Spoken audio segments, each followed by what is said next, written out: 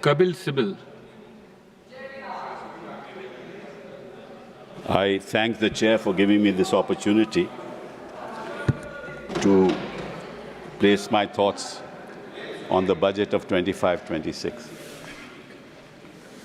Sir, when a new government comes to power, naturally, the people of India expect that government to give us a vision of what it intends to do in the next 5 years. This government has already had 10 years, and the delivery mechanism has been both slow and inconsistent. But we were hoping that after the 8th budget of the finance minister, we'll get some vision as to what the government intends to do. First of all, before you do that, you have to identify कि हमारे सामने चुनौतियां हैं क्या, तभी हम तय कर पाएंगे कि आगे हमें करना क्या है।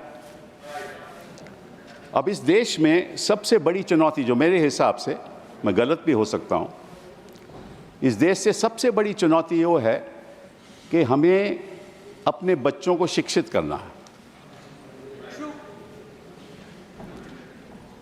जब तक शिक्षित बच्चे मेन स्ट्रीम में नहीं आएंगे और उनको क्वालिटी एजुकेशन नहीं मिलेगी, तब तक भारत कभी विकसित हो ही नहीं सकता।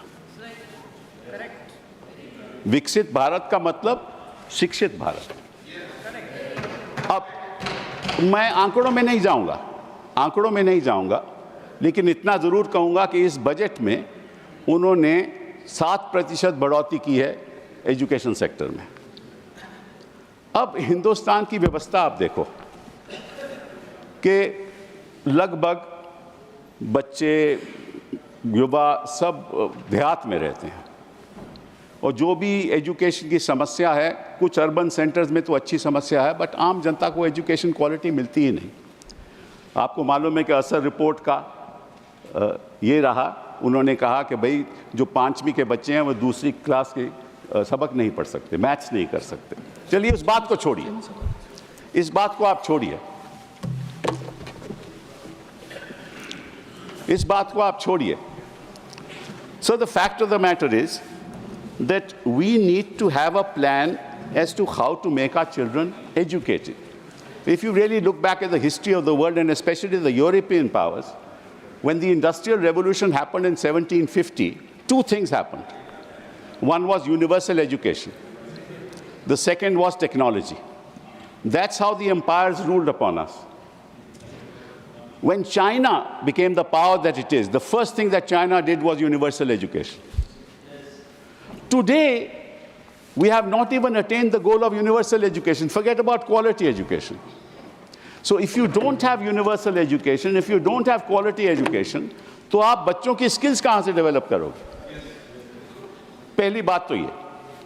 दूसरी बात कि 21वीं सदी में जो स्किल्स हमें चाहिए वो 20वीं सदी में नहीं थी। आज के दिन चैट जीपीटी, आज के दिन deep seek is a new technological revolution that is taking place in the world. उसमें हम कहाँ हैं? What plans do we have for the future? We expected the finance minister to tell us. What do we intend to do to deal with these challenges? We can't afford to apply AI to our systems, because if we do, we will lose the jobs that we already have. अब chartered accountant बैठ के अपनी देखता था कि account book में क्या है, वो तो एआई से हो जाएगा। हमारे लॉ क्लर्क्स रिसर्च करते थे कि ये जजमेंट्स क्या हैं, वो सब एआई से हो जाएंगे। और जो सॉफ्टवेयर टेक्नोलॉजिस्ट से, उनके कई सॉल्यूशंस एआई से निकल आएंगे। And the result will be that where we have jobs, we will lose jobs. But at the same time we need AI because we can't be competitive in the world. So what's the vision of this government qua AI? All that the finance minister said was that we are going to set up 100 centers of artificial intelligence. But first understand what artificial intelligence is and what it can do. And in the economic survey, the economic advisor has said that as far as artificial intelligence is concerned, it can only work in certain sectors of the economy. It won't work in rural India. That's his suggestion. Nothing about it. That's one aspect that I wanted to mention to you. The second is health, because the best investment that can produce the maximum results is investment in human capital. I talked about education. Now I want to talk about health. आपको health sector में आपको investment ज़्यादा करनी चाहिए. क्यों? क्योंकि जब तक बच्चा जो है शिक्षित नहीं होगा, उसका स्वास्थ्य ठीक नहीं होगा, वो कभी अपने आप को empower कर ही नहीं सकता. अब इसमें मैं आपको थोड़े से आंकड़े बताना चाहता हूँ. The fact of the matter is that 38% of children in this country that are born are stunted. 21% of the children born in this country are wasted. And 53% of the women in this country are anemic. How will you get children who you will empower if the health sector is not if you do not invest in the health sector? And there's a 9% increase in the budget in the health sector. And that also because they want to create 10,000 new medical seats. That's not the solution to India's problem. The two biggest challenges facing this country are education and health. This is just one aspect I want to talk about. The second, and हम रोज बात करते हैं कि हमारी $5 trillion economy हो जाएगी, जल्द हो जाएगी, अब 2024 में हो जाएगी, अब तो उन्होंने कहा कि 2027 तक नहीं होगी. बट 5 ट्रिलियन इकोनॉमी का मतलब क्या है? ये एक गुमराह किया जा रहा है. Sir, a $5 trillion economy is going to happen in this country in any case. And I will show the finance minister that even if she does nothing, this country will grow at 6%. It will grow at 6%, even if she's done nothing. Don't laugh. It's a serious issue. I don't laugh at it. It's a serious issue. This country has been growing at 6.3%, 6.7%, and it will continue to grow. But what we need is a growth rate of 8%. What we need is double-digit growth. What is the vision of this government to attain double-digit growth and attain 8% growth? And I'll tell you why I'm saying this. I may be wrong. I'm only here to have a discussion. I may be wrong, sir, but the fact of the matter is, if you look at the economies, look at the BRICS economies, our per capita income is $2,540 is our per capita income. If we compare it to the BRICS economies, Russia's per capita income is $14,000. China's per capita income is $13,000. Brazil's per capita income is $11,000. South Africa's per capita income is $5,970. And we are $2,940. And we will be a $5 trillion economy. What's the point of these numbers? That's why I was saying that with the growth of 6%, you will reach there, and you will reach there in 2027. I'll congratulate the finance minister. But how do you empower the young? How do you make per capita income in this country $14,000, $13,000, $10,000? You have no vision for it.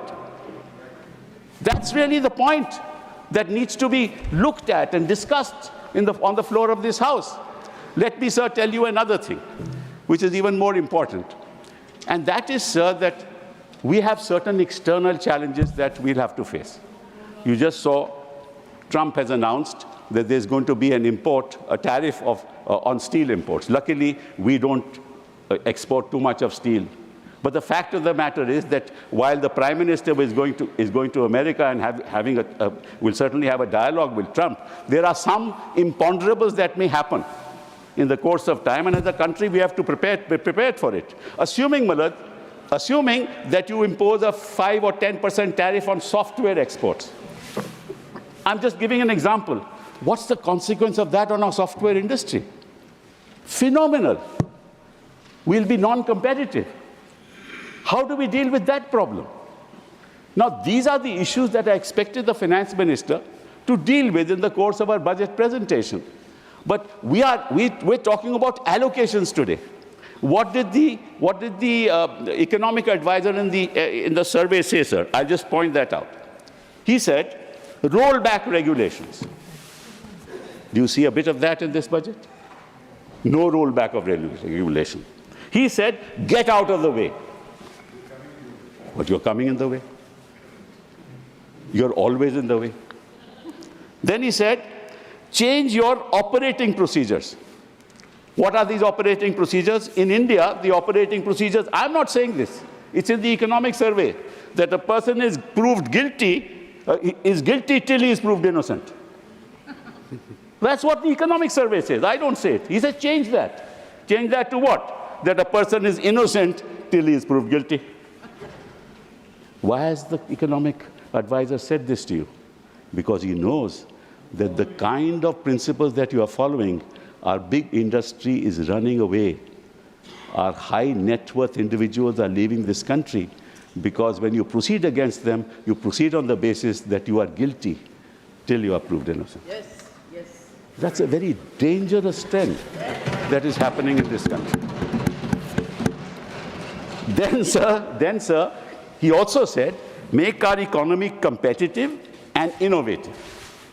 Now, how do you make your economy competitive? If most of your people in this country are involved in agriculture, and you have a dream of making India a manufacturing economy, and you have proclaimed that we'll contribute, the manufacturing economy will contribute 25% of the GDP. The fact of the matter is that whereas it was 16% of the GDP earlier, it has come down to 15%. 12.9%, my learned friend corrects me. In other words, your manufacturing, the GDP has decreased. Now, if you do not become a manufacturing economy, how will you become competitive? And what has the finance minister said about the budget on that? Nothing. How do you become innovative? You only become innovative if you put money into R&D. The money that is put into R&D in US is $650 billion a year. In China, it's $500 billion a year. And what is it in India? $50 billion a year. Unless you invest in R&D, you won't create. So I just want to give you an example. Take this mobile phone. Now, this mobile phone, actually the hardware is in somebody else's hands, the Europeans' hands. The software solutions are produced by us. Now, the software is sold to the owners of hardware. So that software ownership goes to the hardware company. And then that company allows you to use the phone and charges you for the software. That's what it is. They give you a license fee. All right, you're using my phone, you pay this much. This is what is happening. Sir, I was Minister for Telecom. I asked my the telecom industry, what is it in the telecom sector that you manufacture? Nothing. They're service provider. They don't manufacture anything. Your routers, everything is manufactured from abroad. How are you going to become competitive? What's the vision of this government?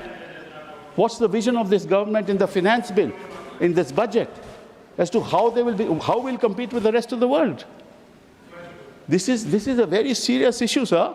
Now, I'll tell you, sir, there's another thing that I want to mention. That is that he said that now we have to deal with domestic growth. Don't rely on growth through your external exports, because you need to give more money into the hands of the people of this country. And on that, sir, I just want to point out very, very interesting data that, in fact, sir, there are about 8.09 crores in this country people who pay income tax. Of those 8.9 crore people, about 4.9 crore actually pay tax, zero tax. And you are left with 3.19 crore people who actually pay tax. So with 140 crore people in this country, 3.19 crore people pay tax. So give me a few minutes more. Just 3.19 crore people pay tax. Now, of the 3.19 crore, that is 2.2% population of this country. So you can have two inferences on that. एक तो कि कई लोग tax ही नहीं देते, तो पकड़िए फिर उनको, और उनके पास इतना पैसा है ही नहीं कि वो टैक्स दें, तो उनके हाथों में पैसा दीजिए। आपने दोनों चीजें नहीं की। और रियलिटी ये है sir, that 50% of income group spend of income. Thank you, sir. But 2 minutes, just 2 minutes, sir. 1 minute, 1 minute. Okay, fine. There's a report of 2023 Oxfam report which says survival of the richest, the India story. What does it say? The bottom 50% of income group spends a higher percentage of their income on indirect taxes than the 40% and the top 10% combined. The bottom 50% of the population at an all India level pays 6 times more indirect taxation as a percentage of income compared to the top 10%. And what do you do? What have you done? You have not given any money to the bottom 50% of the people. So, sir, I'll just conclude now by saying only one thing. Don't sell dreams. Give us a dream. Mr. Chidambaram gave it. Give it to us. Thank you. We want a dream budget. Thank you. We want India to move forward. We will all support you if you have a vision as to when India and how India will move forward. Thank you. And we all hope that that dream budget will come. Thank you.